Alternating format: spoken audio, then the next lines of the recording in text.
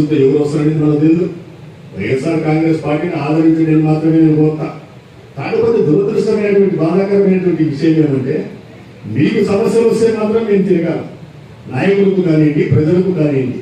కానీ దౌర్భాగ్యమైన పరిస్థితి ఏమంటే, శాసనసభ్యుడికి ఏదన్నా ఇష్టానుసారంగా ఎవరన్నా మాట్లాడుతున్నా, లేదా శాసనసభ్యుడికి ఇచ్చవలసిన మాత్రం ఎవరికి రాదు. అది బాధ అనిపిస్తుంది. ఈ బాధల ద్వారానే మేము కూడా రాజకీయాల్లో కొనసాగాలా వద్దా అనేది ఆలోచించుకునేటువంటి అవసరం వచ్చింది అనేది కూడా ఈ వేదిక ద్వారా తెలియపరుస్తా ఉన్నా. మీ అందరికీ తెలుసు మీ శాసనసభ్యుడు మంచివాడా చెడ్డవాడా అని.